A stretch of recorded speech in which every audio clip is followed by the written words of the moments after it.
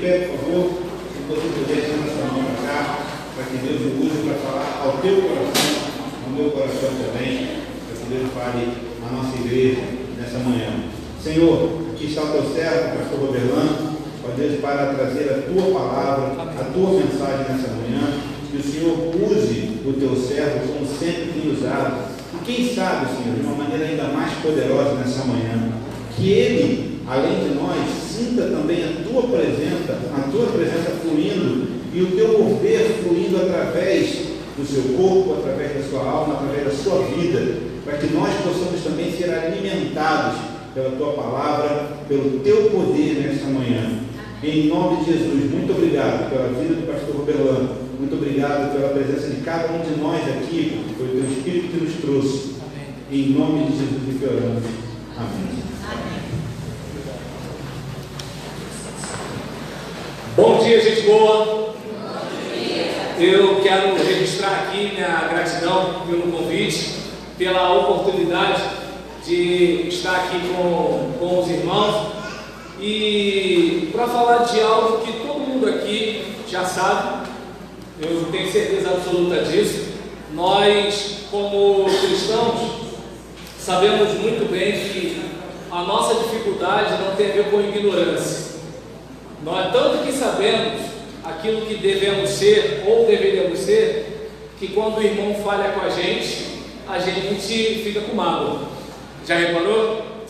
Ah, mas o fulano, ele não podia ter feito isso, não poderia ter feito aquilo. Mas por quê? Porque a Bíblia diz. Mas você não, no meu caso foi diferente. Então a gente sabe muito bem que o que a Bíblia recomenda para a gente é algo que, por mais que a gente diga que não sabe, algo lá dentro da gente sinaliza. Existem situações que, mesmo sem leitura bíblica, nós temos aquela sensação, não é para pegar esse caminho. Nós sabemos disso, mas qual é a função da exposição bíblica? Orientar, dizer o que deve ser feito, dizer o que não deve ser feito, informar como deve ser feito, como fazer para deixar de fazer determinada coisa e, obviamente, incomodar o acomodado, de alguma forma provocar um sentimento de culpa em algumas pessoas que, embora a palavra culpa hoje não é politicamente correta, não é mesmo? Até porque eu dei um soco no nariz da minha esposa, porque o gato me arranhou quando eu era pequeno, né? E aí eu tenho essas dificuldades, e aí todo mundo está sempre explicando alguma coisa porque que faz uma canalice com alguém. Mas, em relação a essa questão da exposição, inclusive para a pessoa perceber, peraí, eu estou errado. É claro que, obviamente, como a gente confunde igreja com estabelecimento comercial, a gente não gosta, não vem mais, né? A gente reclama, a gente liga para o saque, não gostei disso aqui, mas agora a pregação, ela tem a função de nos aproximar daquilo que Deus quer que nós sejamos. E isso não vai ser fácil. Quem, por exemplo, faz atividade física, sabe que o resultado que a gente quer com a atividade física é uma delícia. O processo para o resultado é o inferno. Todo mundo que faz dieta quer o resultado, mas agora a gente sabe que o caminho, todo mundo que quer passar no concurso pensa no resultado, mas o caminho não é diferente na caminhada cristã. Todo mundo acha bonito ser parecido com Jesus. Quer dizer, o pessoal do Facebook deve ser, né? Porque é um tal de gente no Facebook, né, julgar os outros, que eu fico pensando, pastor, que vida perfeita essa gente tem.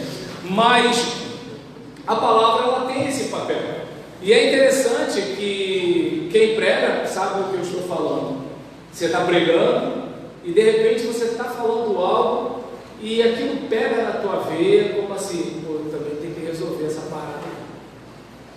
Eu não sei vocês, mas quando eu prego, o tom até muda. Porque enquanto eu estou, por quê? Pai, vem assim, você também, né? Então, irmãos, olha só, Deus sabe da nossa dificuldade, da nossa luta, certo? Mas o fato, obrigado, Caio. O fato de eu fazer uma coisa errada não vai tornar essa coisa certa. E então, a proposta aqui tem a ver com transformação. E, obviamente, o capítulo 12, ele passa para a gente algumas dicas de como deve ser essa vida transformada. E ele até conclui dizendo que é para a gente não se deixar vencer pelo mal, mas vencer o mal com o bem. E ele começa com uma palavra do apóstolo Paulo: quem conheceu a mente do Senhor, ou quem se tornou seu conselheiro para poder falar alguma coisa para ele, porque dele, por ele, para ele são todas as coisas, a ele seja a glória para todo sempre. E aí, no versículo 1 do capítulo 1, ele chega a dizer: olha, eu rogo a vocês, eu imploro a vocês. É como se de repente, né, o apóstolo estivesse à frente da congregação: gente, pelo amor de Deus. E aí ele vai dizendo: olha, que vocês ofereçam a si mesmos como sacrifício vivo. E sacrifício vivo, porque no passado o sacrifício era de animal morto. Então o indivíduo, ele bateu na mãe, aí ele vai agora, né, corta o animalzinho no meio, o animal que não bateu na mãe, o animal que não fez nada, aí ele vai, corta o animal que não bateu na mãe por causa do pecado dele, ter batido na mãe, aí partiu o animal no meio, o animal morreu e tudo tal, pronto, aqui está, alguém morreu para pagar pelo meu pecado. E aí, né, hoje o sacrifício é o seguinte: que raiva que eu estou da minha mãe, mas eu não vou bater na minha mãe. É pecado bater na minha mãe. E aí o indivíduo, ele vai domesticando a besta que está nele. Então a gente observa que qual é o desafio do cristão? O desafio do cristão é domesticar a besta. E aí o problema é que a gente está sempre procurando besta no outro, né? Tem gente que acha que o Papa é a besta, que não sei quem é a besta, de política eu não falo, porque dá medo, não sei quem é a besta, fulano é a besta, e ninguém para pensar que todos nós carregamos um potencial da queda, todos nós temos uma inclinação para a maldade, todos nós temos aquele lado ruim, que a gente não quer que ninguém veja, que a gente não quer que ninguém saiba, mas nós sabemos que ele está ali. E muitas vezes nós usamos mecanismos psicológicos de defesa para projetar no outro. Eu lembro que no meu início de ministério, se tinha uma coisa que me doía, era quando aparecia um crente dizendo que eu não podia mandar na igreja. Eu pensava: mas gente, eu não quero mandar na igreja. Não, aí o tempo passava e aí eu ia percebendo que aquela pessoa que ficava projetando que eu queria mandar na igreja, né? Tudo assim, essa música é a que Deus quer, essa cor da parede é a que Deus quer, a roupa que o pastor está vestindo não está adequada, tem que ser a que Deus quer. E Deus queria tanta coisa, mas é engraçado que Deus sempre concordava com aquela pessoa. E aí nisso, aí você começa a perceber que às vezes a pessoa tem dificuldade de lidar com a própria maldade e projeta a maldade nos outros. É como fulano, ele é, mas também, né? É a dificuldade de lidar com a própria maldade. Olha, fulano fez, fulano se esforçou, fulano se dedicou, fulano errou, mas eu também erro. Se eu me dedicasse mais, talvez eu conseguisse aquilo ali. Por que um casal briga? Os dois estão certos. Porque se um erra e admite que erra, metade da briga já está resolvida. Já viu quando uma pessoa começa a dizer: por que você... É verdade, eu fiz briga. Não tem graça a briga. A briga fica sem graça. Briga agora é quando for você, briga não é isso. Agora eu errei. Verdade. Você pode me perdoar? É que nem quando o cachorro está correndo atrás de você de moto ou de bicicleta e você para. O cachorro para. Não estou dizendo que briga de casal nada a ver, tá? É só um exemplo. Então, aí nós observamos aqui em relação a transformar a nossa vida pela renovação da nossa mente, que é a proposta dele. Eu preciso oferecer a Deus um culto racional, que aí o bom batista, ele usa esse racional aqui para dizer que você não pode ter emoções no culto. Só que é bom a gente lembrar que Paulo, ele fala culto racional antes de René Descartes ter falado, penso, logo existo. Então, o racionalismo, a racionalidade que Paulo está pedindo ali, não é o racionalismo cartesiano, não é um pensamento em que tudo se dá pela razão. Não vamos esquecer que a razão construiu a bomba atômica. Não vamos esquecer isso, que a razão construiu a Deep Web. Se você não sabe, pergunta para o seu adolescente. Então, nesse caso, a respeito disso, como diz o filósofo, existem razões que a razão desconhece. E Deus não nos fez apenas razão. E tanto que a própria palavra grega ali do culto racional, logiquem, tem a ver com genuíno, tem a ver com uma coisa que seja autenticamente espiritual. O próprio Jesus falou que o Pai procura verdadeiros adoradores. E esses adoradores o adoram em espírito e em verdade. Ou seja, a verdadeira adoração, ela é espiritual. E uma adoração espiritual é aquela que não depende do ar-condicionado. É aquela que não depende do berçário, aquela que não depende do acolchoado da poltrona. É uma adoração que tem a ver com uma alma sedenta por Deus. Como o Salmo 42, em que você tem a saudade de um encontro e você quer voltar a experimentar aquele encontro. Quem aqui está namorando, ou quem ainda lembra de quando começou a namorar, deve entender isso que eu estou falando. Você saiu da casa da Dorinha tem meia hora e você quer voltar para ver a Dorinha. Entende? Então, esse desejo vai muito além de mas eu não vou pro culto não, porque a irmã Ambrósia, ela falou que meu penteado não estava legal. Entende? Eu passei no calçadão e o pastor não falou comigo. Isso não tem a ver com aquela adoração. E aí, quando a gente volta lá, fui para João, mas voltei para Romano. Quando a gente observa ali a recomendação do apóstolo sobre esse culto genuíno, aí ele fala: e não vos conformeis com este tempo, com este século, com esta era.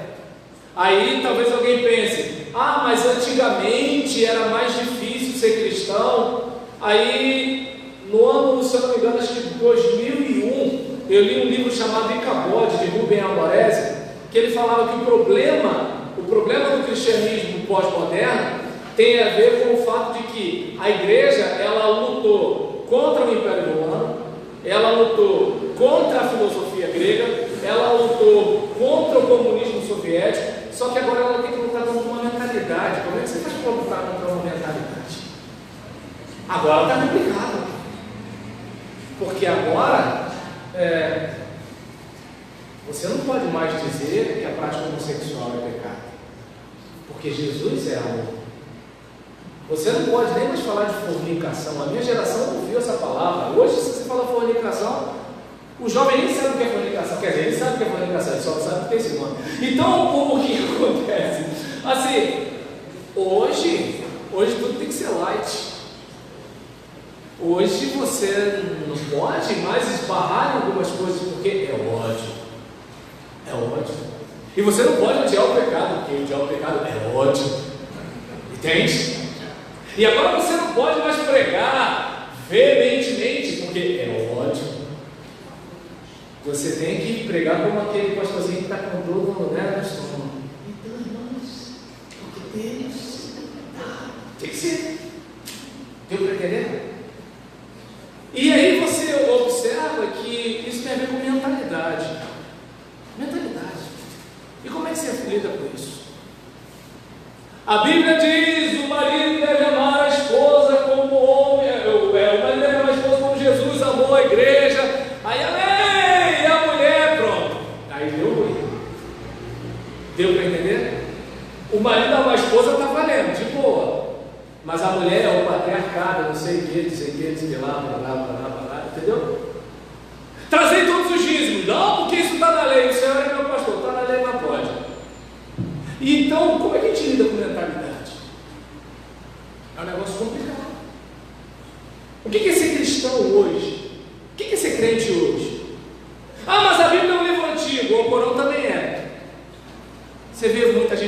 questionando o islamismo? E aí? Ah, mas o pastor é um homem igual a todo mundo, o pai de santo também é. Você vê alguém questionando seu babalorixá?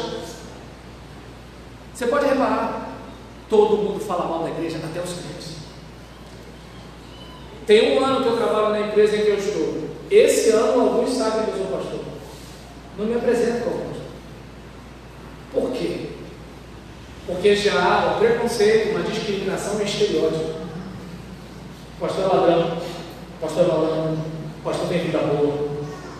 Outro dia uma colega de trabalho estava falando comigo, não, porque pastor, se eu fosse malandro eu estaria lavando seu banheiro. Ah, mas você é diferente. Não, não é diferente. O que acontece é que a gente cresce ouvindo isso todo dia. A gente ouve piadas, a gente vê comédia direto. E a gente fica projetando em pessoas que nos amam, que se importam conosco. Por quê? Mentalidade. A filha vai crescendo vendo o seu pai como um potencial estuprador. E aí? Como é que ficou esse relacionamento familiar? Como fica? A gente pode dizer também que toda mulher é uma prostituta em potencial? Aí não pode, porque aí é misoginia. Não sei se dá para perceber, olha o tempo doido que a gente está passando. Estamos vivendo um tempo em que eu estava conversando com os irmãos vindo para cá, da minha experiência ministerial. Falei, não tinha um dia que eu ia para a minha igreja e não tinha alguém apontando uma arma para mim, para minha esposa e para o meu filho de 3 anos de idade. Mas o meio de comunicação diz que ele faz aquilo porque ele não teve oportunidade. E eu tive o quê? E aí? Mentalidade. E aí eu sou obrigado a lembrar de Zé Ramalho, vida de gado. E não sei você, né? Minha área não é jornalismo, mas às vezes eu escuto as pessoas falando para ela, parece que elas estão repetindo uma frase que eu vi no jornal. Mas elas repetem igualzinho. Eu sou do tempo que as pessoas só repetiam o que o personagem na novela falava. A pessoa repetia o bordão do Chico Anísio, repetia o bordão do Jô Soares, mas ela fazia intencionalmente. Hoje não. Até porque pessoas manipuladas não se percebem manipuladas. E aí elas desconfiam da sua igreja, elas desconfiam do seu pastor, mas elas acreditam em tudo. Perdão, eu não sei se é a idade. Eu tenho dificuldade para confiar. Tenho. Porque eu já cheguei ao médico com labirintite e recebi remédio para dor. Eu tenho dificuldade para confiar. Porque eu já fui abordado por um policial de um modo que um policial não deveria me tratar. Eu tenho dificuldade de confiar. Porque eu vejo pessoas sendo presas, enganadas durante 3, 4 anos. Eu vejo criminosos, confessos claramente, saindo pela porta da frente, com um argumento jurídico, blá, blá, blá. Eu tenho dificuldade de confiar. Mas agora é interessante quando eu vejo pessoas confiando nisso tudo e desconfiando da sua igreja. E desconfiando na Bíblia. E aí eu não sei se dá para você viajar junto com a minha neurose, com a minha teoria da conspiração. Eu não acredito que isso é por acaso. Não pode ser por acaso. Vide os louvores da década de 80. A esperança de morar no céu trago em mim. Não sei se era, eu sei que o sobrenome dele era Tetzel. Na reforma protestante anterior, né, foi o estopim, digamos assim. Ele dizia que a cada moeda que caía no gasofilácio da igreja, uma alma saía do purgatório. E ele ia passando, aquilo ia repetindo, igual o acombo do ovo, né? Aí ia passando, tal, repetindo aquele negócio todinho. E aí, naquela situação, as pessoas com medo de ir para o inferno, vamos dar oferta para a igreja. Hoje, Tetzel não vai conseguir nada, porque o céu do povo é aqui. A igreja deixa para lá. O ministério deixa para lá. Agradar a Deus deixa para lá. O céu pode esperar. Eu queria ir para lá, mas daí foi 90, né? Se eu pudesse estar lá, mas já começou a diminuir. Até a Cassiane agora canta, cura logo bem, já mudou, entende? Então, no meio evangélico, nossa música mudou. Eu lembro que uma vez eu querendo cantar aquele hino, da linda pátria estou bem longe. E pastor, isso é música de enterro. Peraí, gente, querer ir para o céu é música de enterro agora. E no ambiente secular? Eu sou do tempo que a gente cantava a música brasileira na favela, no Senado, sujeira para todo lado, ninguém respeita a Constituição, mas todos acreditam no futuro da nação. Hoje os homens cantam, eu vou te amar como o idiota ama. E as meninas cantam, essa menina solta. Vai novinha, vai novinha, vai novinha. Aí quando a novinha trans engravida, tem que abortar, porque criança morre. Deu para entender? E o pior é que esses caras que estão falando isso, vai ver o passado deles. Vai ver. É bonito falar na televisão. É bonito dizer que nós somos fundamentalistas. É bonito dizer que nós somos retrógrados. É bonito dizer que são jovens demais para casar. Tem que fazer o test drive. É bonito dizer isso. Agora, na hora de assumir a criança, pega a tesoura e corta. Rasga ela. Porque ela não é uma vida ainda, ela não é uma pessoa, ela não é um ser humano. Vamos fazer o mesmo com os ovos da tartaruga? Não, mas aí não, tem que preservar a tartaruga. Mas não é uma tartaruga ainda, é um ovo. Mas o ovo da tartaruga, ele é valorizado. E eu não sei você, se você não consegue se incomodar com isso, para mim tem alguma coisa estranha. Para mim tem alguma coisa estranha. Hoje eu consigo entender. Quem aqui já ouviu falar de um livro chamado Refúgio Secreto? A irmã Corrie ten Boom, que ela foi presa pelos nazistas porque ela protegia perseguidos políticos. E se eu não me engano, acho que quem a entregou foi alguém da sua igreja, salvo engano, o seu próprio pastor. E aí, quando eu era adolescente, eu li um livrinho da editora Betânia, da série Yuri, de um menino russo, num campo na antiga União Soviética. E aí eu vi aquelas coisas e falava assim, mas como é que pode o ser humano chegar a esse ponto? Aí eu olho hoje quando eu vejo que as pessoas olham para o cara de granada que aponta a arma para mim como vítima. Mas ninguém chora por mim e pela minha esposa. Ninguém pergunta como eu vou chegar à minha casa.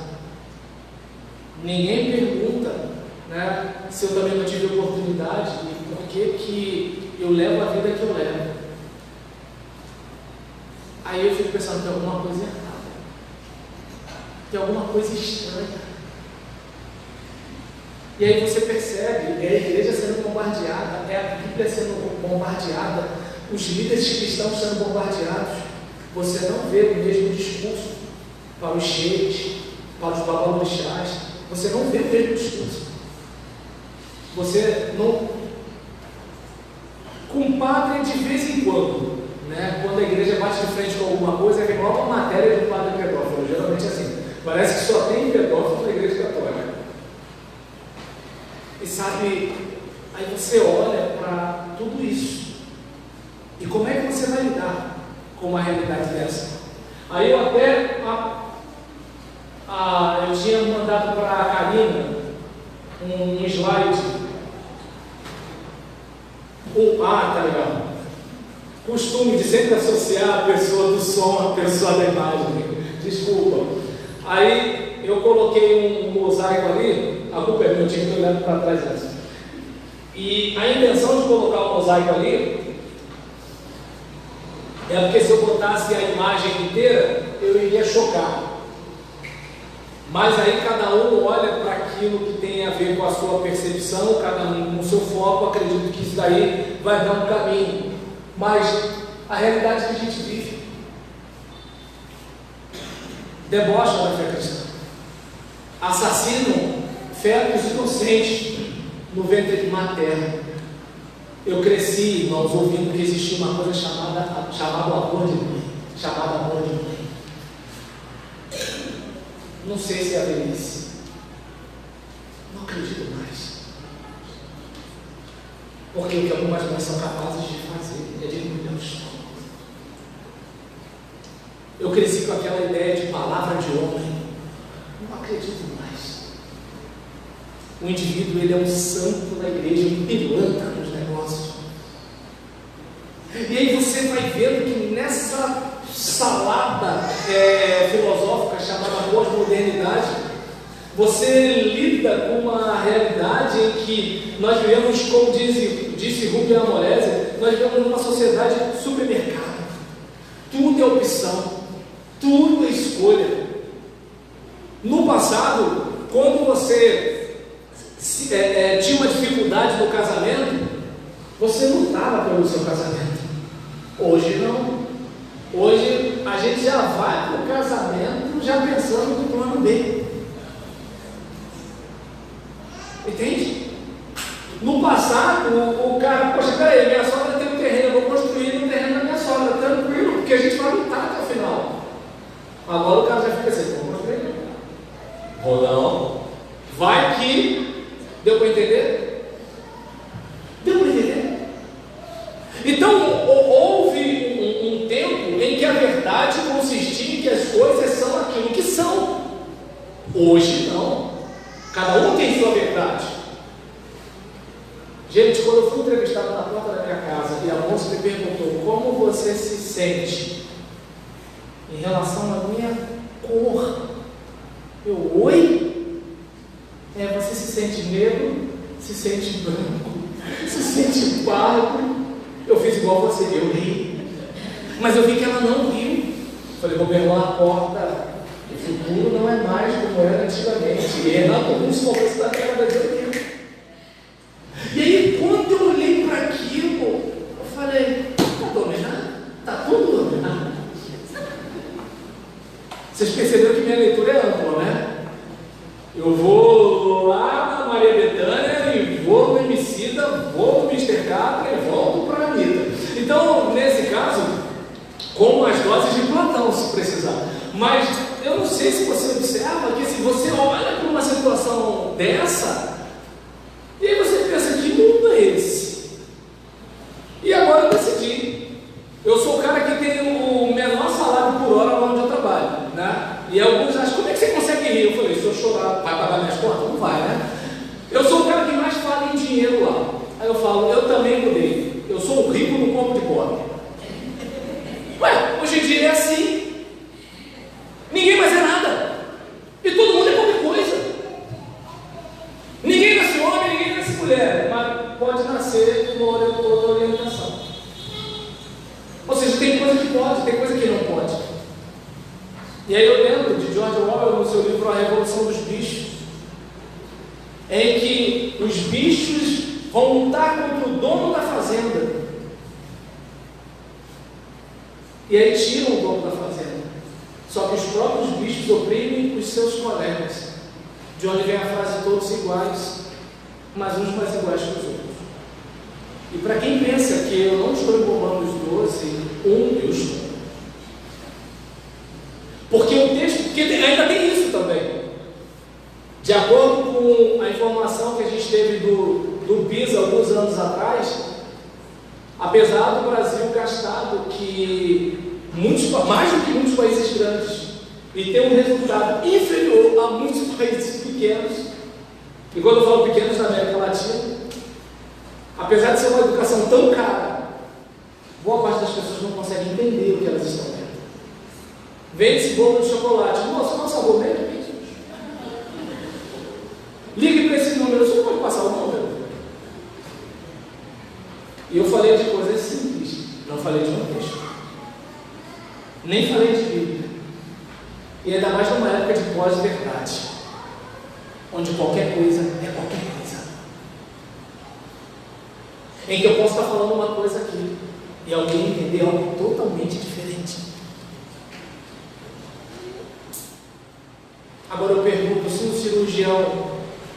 fosse operar o joelho direito, porque o joelho direito e o esquerdo são a mesma coisa. Esse é o tempo que a gente está vivendo. Um tempo difícil, irmãos. Um tempo que eu não sou o que a realidade diz para mim. A realidade tem a ver com o que eu sinto que eu sou. E a parte pior é que é o seguinte: você não pode confrontar porque as pessoas podem se sentir ofendidas. Então, se de repente você está se enchendo de gordura hidrogenada e eu falo, rapaz, você está se matando lentamente, eu me sinto ofendido com o que ele disse. Sou eu que estou errado e não você que está se destruindo. Esse é o tempo que a gente está vivendo. E a recomendação é: não se conformem. Mas, de acordo com o grego, a ideia é um imperativo, mas no aspecto passivo. Ou seja, não se permita conformar. E aí eu lembro de uma letra da música de Titãs. Na década de 80, a música brasileira servia até prova de literatura. Hoje, deixa eu falar. É coisa de velho, né? A gente começa a achar que a época da gente era melhor. Mas eu lembro, a televisão me deixou burro demais e agora eu vivo dentro dessa jaula junto com os animais. E aí você vê as pessoas, sabe, reproduzindo, repetindo, seguindo. E multidão não tem cérebro. Pércio Santos de Oliveira dizia isso, não com as minhas palavras, obviamente, né? no seu livro de introdução à sociologia. Sabe, aquela questão de que assim, as pessoas elas vão fazendo, todo mundo faz. Todo mundo faz. E o pior é que se você incomodar, e aí todo mundo começa a repetir, aí vem todo mundo, já viu aquele filme de zumbi, aí vem todo mundo, e aí acabou. Então você tem que fazer o quê?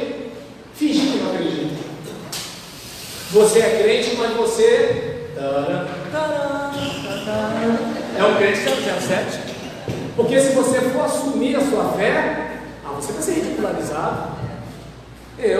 Imagina, você vai de calça social, camisa social, bonitinho, no ambiente que está todo mundo de calça rasgada? Não, você tem que ficar igual a turma. Você vai dizer que você é virgem no lugar que o pessoal transa desde os 10 e depois critica a pedofilia, né? Mas tudo bem. Então, aí você olha para essa realidade, entende? E quando vai ver, a gente vai assumindo a forma. E a parte pior de assumir a forma não tem a ver com aquilo que os crentes da minha geração tinham de preocupação. O brinco, a tatuagem, o piercing, o rock. Meu Deus, se tem um cara que apanhou tanto do meio evangélico, foi o Kim da banda Catedral. O rock na igreja! O rock, eles não sabiam o que viriam, não sabiam. E aí, o pessoal não conseguiu perceber que o perigo da conformação estava na mentalidade. Em que, por exemplo, a gente não luta mais pelo casamento como lutava. A gente não luta mais pela castidade como lutava. A gente não se preocupa mais com a honra como se preocupava. E quando eu falo a gente, eu não estou colocando você não, eu estou me colocando nisso. Entende? Não é porque São João de Meriti, eu não sei, só deve ter gente perfeita. Lá em Caxias tem gente com defeito. E aí o indivíduo ele está, Senhor, nosso Deus, nosso Pai, esse mesmo cara ele faz uma reunião secreta para puxar o tapete de alguém. Na igreja, em nome de Deus. Pelo na igreja, olha, Deus precisa dele fazer uma cachorrada para defender a igreja. Pela coisa de morreu, olha que doido. E o cara consegue participar do mundo das coisas, olha, numa paz, que é sério entendimento, como eu. Não os conformeis, mas assim como você não deve se expor a conformar, você deve se expor ao transformar. E aí, John Stott chega a falar isso, que o mundo empurra a gente para a gente se conformar. É aquele garoto da igreja que lia a Bíblia, que orava, e agora ele está participando de esquema de pornografia, zoofilia, pedofilia, um monte de coisa. Sabe, é aquela situação de o indivíduo, ele estava ali na igreja bonitinho, mas agora ele, em nome de Deus, para combater o mal, ele começa a usar de força física, de força bélica, né, de alguma forma para justificar a prática criminosa dele, combatendo pessoas de culto afro. Olha como é que está doido. Quando você imaginou um cristão usando a bala para combater uma religião? E sabe o que me deixa triste? É que o meio de comunicação tem essa conversa de bandido evangélico. Eu falo, gente, é muita perversidade dessa gente falar um negócio desse. Porque eu pergunto para você, gente, as pessoas chegam a dizer que tem pastor que não é pastor porque o cara pede oferta. Elas dizem que o cara não é crente porque traiu a mulher. Mas na hora de difamar o evangelho, bandidos evangélicos. Já observou? E aí você, por exemplo, olha para uma situação dessa em que o mundo vai conformando a gente, mas a gente precisa decidir se transformar. Enquanto a conformação vem de fora, já viu música no rádio como é que é? Ela toca, você não gosta, mas ela toca de novo, você ainda não gosta, e ela toca de novo, e ela toca de novo, e ela toca de novo, daqui a pouco você está cantando. Meus irmãos, como é que eu sei cantar a música do Gordinho Gostoso do início até o final? Repetiu essa praga, repetiu. Quer dizer, eu não posso falar praga porque é discurso de ódio. Então, tudo agora a não ser pastor ladrão, isso aí pode, entendeu? Isso aí não é discurso de ódio, não, é sede de justiça. Então, aí você olha para uma situação dessa e fica se perguntando, meu Deus, como é que isso acontece? Aí você tem que tomar uma decisão. Você tem que se autossugestionar. Você tem que encher a sua mente daquilo que vai te levar para o próximo nível. Eu estava falando com a minha esposa, ela fala que a minha pregação é teologia culta, pastor, minha esposa, entendeu? Pronto, já viu alguém que fala mal de mim. Então, nesse caso, aí eu sou obrigado a recorrer aos cultos. Os caras, eles falam algumas coisas que a minha mãe já falava quando eu era criança, só que eu não ouvia. Agora a gente paga para ouvir. Quem se mistura com porcos, o nome bonito disso é contágio social. E o que acontece? Você está se juntando a quem? A quem está no nível inferior ao seu? Ou você está se aproximando a alguém que é aquilo que você quer se tornar? Deu para entender? Eu sei que tem aquela mulher que ela quer salvar o homem. Ele bate na mãe, bebe cachaça, joga no bicho, chuta o cachorro, né? Mandou a última mulher para o Souza Guiar, mas ela vai mudar. Pastor, tem sua bênção? Irmão, pastor, né?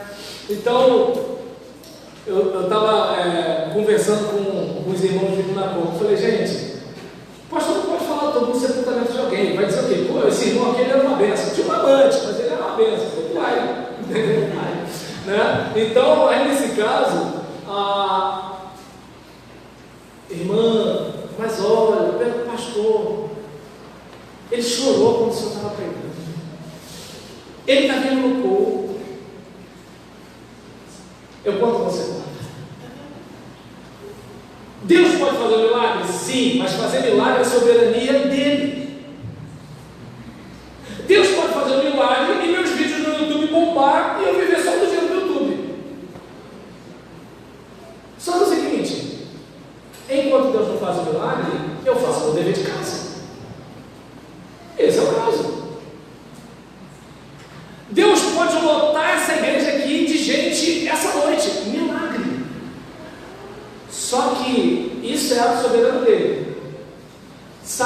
aí convidar as pessoas, falar bem na igreja, em vez de ficar atacando os outros na internet, replicar o versículo que o pastor usou, esse negócio do dia, isso é para você.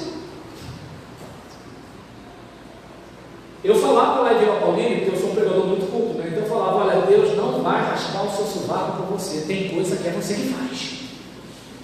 Deus não vai escovar os dentes por você, Deus não vai falar para sua esposa, com licença, por favor, me desculpe, obrigado. Tem coisa que é a gente, os céus são do Senhor, a terra Ele deu os filhos dos homens. Aí qual é o problema? Pregador grosso, é ódio, não tem amor. Para cada um ao tribunal.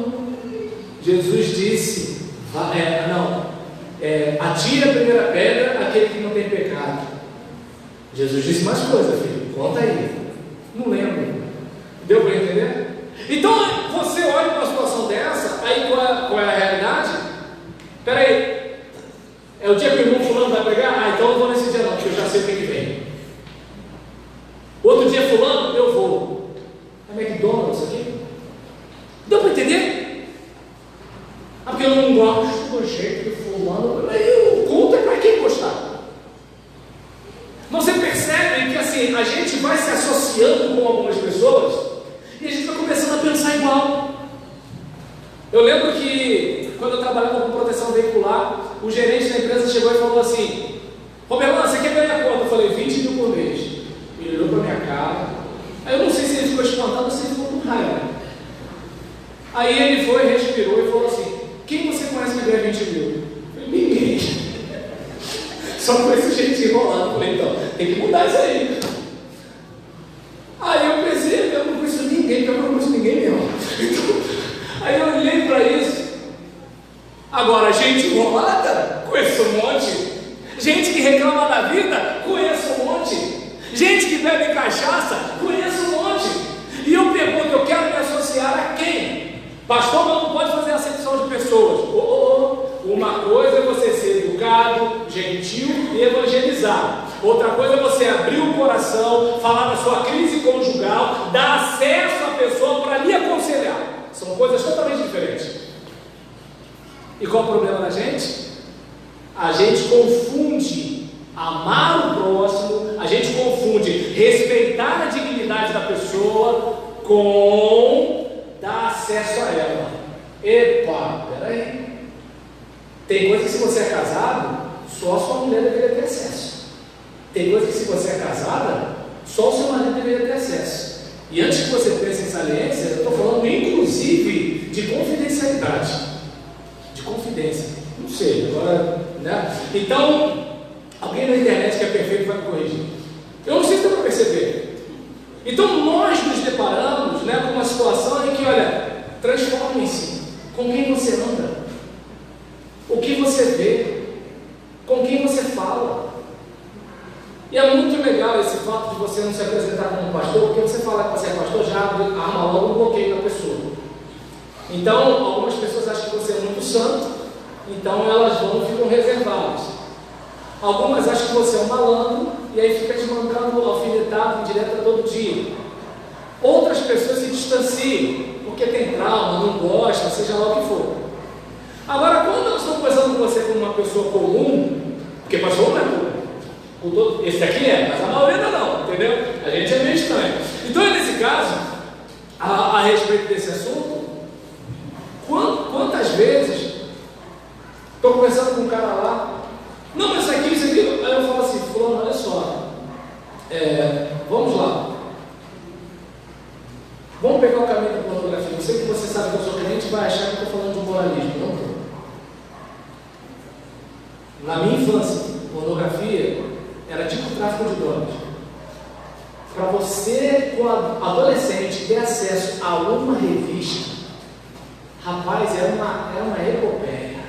Era um clássico de Homero, era Ilíada, era um negócio que assim, um cara maior de idade tinha que ter passado um negócio para o outro menor de idade, outro menor de idade, né, da máfia, passava assim de lá e até você ter acesso.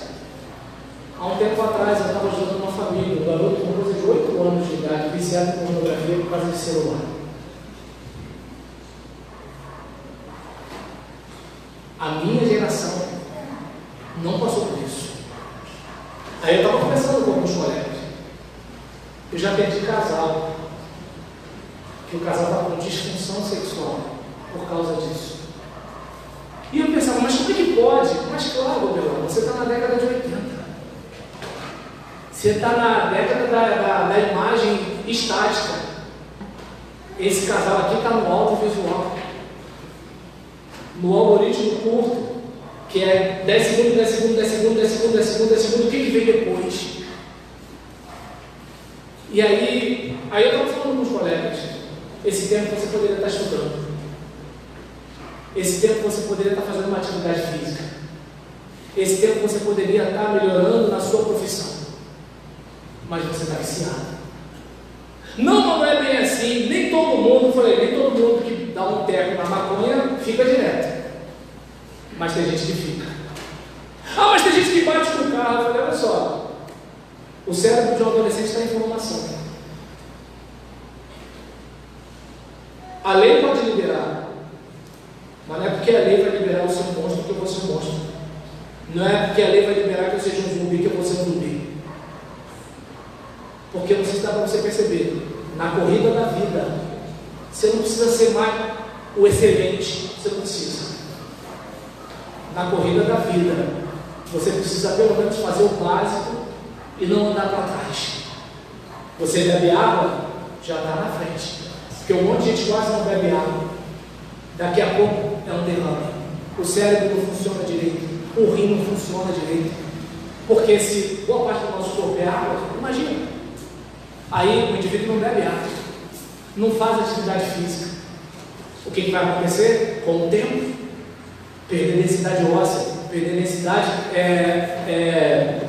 muscular.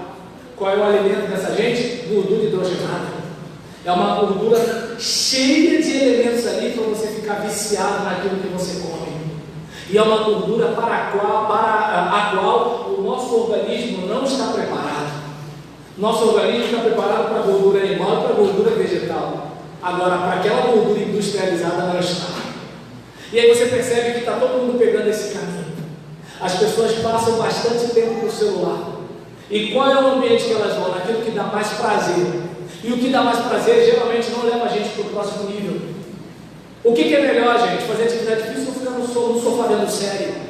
O que é melhor, irmãos? Comer brócolis ou se encher de fritura? O que é melhor? Agora percebam, a Coca-Cola é mais saborosa que a água. Mas o que Deus fez? Então vocês devem perceber o que mamãe mandava a gente comer: batata doce, inhame, lembra? Batata inglesa. E a gente queria comer pão com manteiga. Aí hoje a gente paga uma nutricionista para dizer para a gente comer batata doce, batata inglesa. Percebe? Então não sei se você percebeu que é o seguinte: olha, a manada está indo como zumbi para se alimentar mal, dormir mal, não beber água, não ler a Bíblia, desconfiar da igreja, achar o seu pastor um malandro, mas ver no influencer a nossa salvação. Não sei se você percebeu que para você transformar é decisão sua. Deus não vai lhe obrigar a ser transformado. Deus, Ele até te incentiva na partida. Deus, Ele aguarda você na chegada. Deus corre com você, mas Deus não corre por você. Se você quer crescer, você vai precisar se desenvolver. E detalhe, todos nós estamos sendo transformados. Por exemplo, quando os irmãos me conheceram, eu não tinha pelo branco na cara. Quando os irmãos me conheceram, eu não usava óculos. Mas um ano se passou. Entende? E aí, quando olho no espelho, percebeu? Então, ou seja, o tempo vai passando. Eu estou sendo transformado, mas eu posso escolher ser um cara com 50 anos, 49 ainda, mas em março eu faço 50. Eu posso ser um cara com 50 anos, com sarcopenia, ou seja, já viu quando o músculo vai ficando tão flácido que você só vê o osso e a pele? Eu posso ser esse cara, mas eu posso ser um cara que faz atividade física e a musculatura ainda está segurando os ossos. Eu posso ser um cara com o rim todo arrebentado, mas eu posso beber água durante o dia. Ou seja, transformar, não tem como, a metamorfose acontece. Você não é mais o que você era há 10 anos, há 20 anos, há 30 anos atrás. Mas você pode optar o tipo de transformação que você quer experimentar. Esse é o caso. Então a mesma coisa na caminhada cristã. Sabe, a energia que às vezes a gente gasta para ficar de disse-me-disse, não tem fulano. O tempo que eu estou falando da vida de fulano, eu estou estudando educação financeira. O tempo que eu estou falando da vida de fulano, eu estou decorando o versículo da Bíblia. O tempo que eu estou falando da vida de fulano, eu estou me preparando para um concurso. O tempo que eu estou falando da vida de fulano, eu estou pegando estratégia, como é que eu faço para vender essa Demilos aqui. Deu para entender? Ou seja, a energia que eu gasto falando da sua vida, eu poderia gastar tomando conta da minha. Mas eu não sei se você percebe que nós somos tentados a ficar com a manada. E aí a gente fica ali, ó, naquele negócio. Por exemplo, eu estava falando isso com um colega meu. Quando veio o pessoal começar a discutir sobre político, eu sei porque votei em um e sei porque não votei no outro. Até porque eu não nasci ontem. E eu vi um monte de coisa acontecendo. Mas eu falei para eles, ó, quem ganhar e quem perder tem a vida ganha. E a gente tem o quê? Deu para entender? Aí a gente briga com o pai, briga com mãe, briga com parente, briga com família. Eu cheguei para o colega e falei assim, eu sou da área de letras, ele é de história, né? E aí nisso, eu fico na minha com respeito, porque eu não conheço tudo da área dele, mas eu falei para ele, rapaz, olha só, pensa comigo o seguinte, eu cresci escutando o pessoal dizendo que se importa com o negro, que se importa com o pobre, e eu vi esse pessoal crescendo, eu continuo aqui. Se realmente esse pessoal se importasse, algumas coisas seriam diferentes na minha vida. Quer ver a vida mudar? Estude, trabalhe. Em vez de ficar nos movimentos pélvicos ali, dançando aquelas músicas com aquelas mensagens, investe em si mesmo. Mas o que acontece com a gente? A gente vai se conformando e as pessoas dentro da igreja, cantando louvor, levantando a mão. Somos seres sociais, então o microcosmo acaba reproduzindo o macrocosmo. E aí a gente está aqui dentro, mas está com a cabeça lá fora. Os valores lá de fora, os princípios lá de fora. E aí aquele negócio, quando a sociedade marcava em cima da virgindade, a igreja marcava em cima da virgindade. Mas lá fora agora já não é mais assim. Aí a igreja passa também a não ser. Você pode reparar, a gente cresceu, lembra da varada? Eu tive o azar de morar num quintal que tinha pé de goiaba.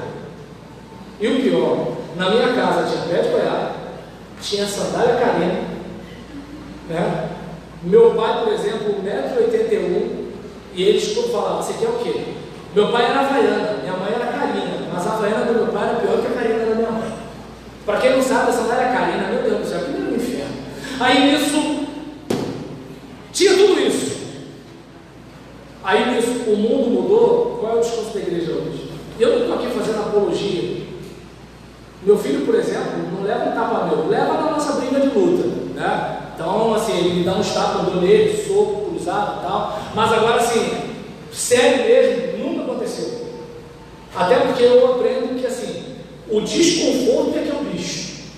Porque às vezes você bate, mas não dá desconforto. E às vezes dá desconforto e não bate. O desconforto é que é o negócio. Ah, ele não sai da internet. Para de pagar a internet. Entendeu? Ah, ele me respondeu. Beleza, respondeu, vai ficar sem isso aqui. Mas aí quando... Tá bom, toma, mas só dessa vez. Já era. Então nesse caso, eu não sei se dá para perceber. O mundo muda o discurso, a igreja muda. O mundo muda, a igreja muda. O mundo muda, a igreja muda. É só você não pegar esse caminho, você vai estar na excelência. Sabe por quê? Na hora do emprego, filhão, ninguém quer música morta não. Música morta é bonita no discurso. Fica lá, chega depois, sai antes, mete atestado médico para você ver o que acontece. Vai lá. É bonito esse negócio. Não, é bonito na televisão. Porque no fundo você quer o quê? Um médico relaxado ou um médico disciplinado? Você quer que marido para sua filha? Um cara dedicado, um cara honrado, um cara que quer proteger a família ou um sensível demais? O que você quer? Então, não sei se dá para perceber. Se você quer sobreviver nessa selva, porque está uma selva, o nosso país prende pessoas inocentes enganadas. E o nosso país solta criminosos, condenados, confessos. Eu não sei se dá para perceber. Esse é o país que eu vivo. Se eu não aprender a sobreviver nesse país, como vai ser? Como vai ser uma igreja em que os crentes lutam contra si mesmos? Como a gente vai sobreviver a uma perseguição? Como? Eu não sei se dá para perceber. Eu sei que talvez esteja parecendo que eu sou aquele camarada neurótico que está dizendo, vem de tsunami lá. Mas eu prefiro ter essa neuroticidade e me proteger de uma manhã sombria do que eu ficar brincando no campo minado, como quem pensa que está andando no jardim gramado. Então, sabe, eu faço esse apelo. O Marcelo está onde? Sabe, eu faço esse apelo a você, né? Eu sei que, do jeito que eu falei, eu tenho certeza que ninguém vai falar, porque eu não estou focando naquilo que Deus pode fazer, porque você já sabe. O foco aqui foi a sua responsabilidade. O mundo não vai mudar para você ser um crente melhor. O mundo não vai mudar para São Mateus ser uma igreja melhor. O seu irmão, que você vive orando para Deus mudá-lo, ele não vai mudar para você ser um crente melhor. É você que precisa mudar. Seu marido não vai mudar para o seu casamento ser melhor. É você que precisa mudar. Aí talvez alguém diga assim, você tem certeza disso? Não, não tenho. Mas uma coisa eu sei, que se você tomar a decisão de mudar, sua vida muda. Porque minha esposa pode procurar briga e eu não entrar na confusão. O cara no trânsito pode procurar assunto comigo e eu não arrumar briga com ele. Um irmão na igreja pode ficar me dando alfinetada e eu não entrar no ringue com ele. Ou seja, ele vai mudar? Se ele mudar ou não é problema dele. Se ele mudar ou não é problema dele. Mas agora, uma coisa eu sei, eu quero ser uma pessoa melhor. Se minha igreja merece, se minha esposa merece, se o país merece, se minha família merece, estou vendo. Eu quero ser alguém melhor. Claro que eu ser alguém melhor pode significar eu ter alguns prejuízos. Falar a verdade, ser honesto. Você não faz ideia de o quanto eu já me lasquei com esse negócio de integridade. Mas voltar para casa, se olhar no espelho, olhar para o meu filho e perceber o seguinte, ele está vendo um homem. Isso não tem preço. Não tem dinheiro que me pague isso. Eu estou decidido a caminhar com frustrações, dores, mágoas, mas eu não quero ser essa gente frágil, sensível, que não luta pelo que deve ser lutado e que se entrega achando que o mundo lhe deve e que é o mundo que vai mudar. O mundo vai continuar tendo idiota. Eu preciso aprender a lidar com esse mundo cheio de idiota. E se eu não aprender, não adianta, não tem lei que vai mudar. A lei é bonita para alguns, mas na prática a teoria é outra.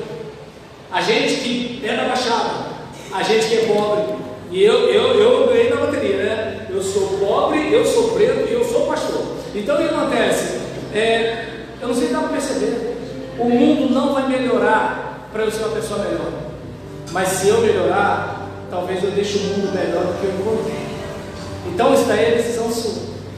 É claro que, gente, me empolguei tanto com a pregação que de dizer, tá, irmão, não vou divulgar aqui não, mas eu tenho 5 títulos a R$20 cada um, tá legal? E eu tenho um livro que é digital, que eu posso dar de graça para você, mas aí eu vou mandar o link para Karina, se você estiver interessado, tá legal? Vou mandar para a Ianca também, mandar para o pastor, se você estiver interessado, você pega com eles, que é Porneia, Pecados Sexuais. É um livro de contos feito com inteligência artificial. Eu peguei artigos meus do Blogspot e mandei pro GPT e ele fez alguns contos. Então, muito legal, muito legal. E eu estou sendo honesto de dizer que o conto foi feito pelo GPT. Talvez as pessoas não leiam por causa da integridade, né? Mas eu gostaria que você tivesse pensando na letra desse louvor. Deus tem mais para fazer na sua vida. Há um lugar,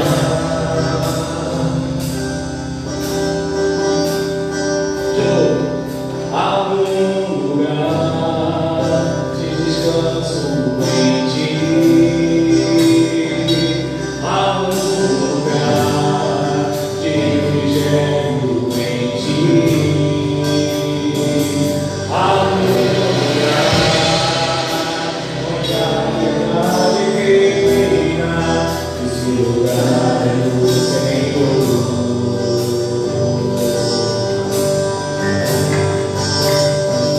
Há um lugar onde as pessoas conheciam. Há um lugar onde eu Filho.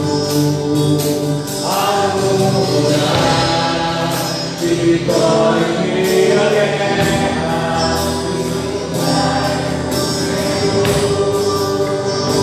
Esse lugar é o Senhor. Esse lugar é o Senhor. Só Deus para ajudar a gente, igreja.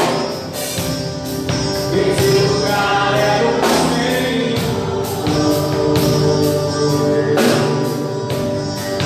Esse lugar é o Senhor. Esse lugar é o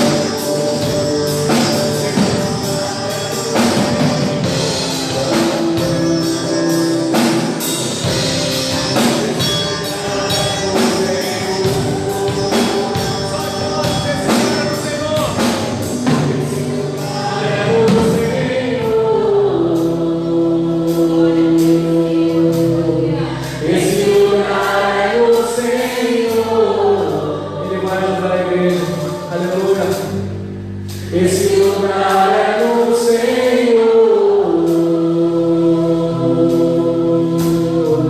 Esse lugar é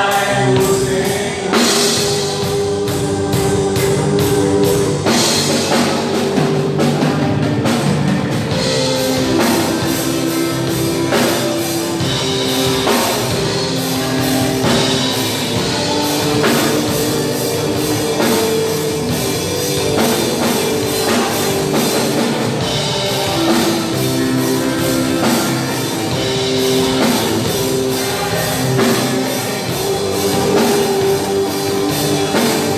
Senhor.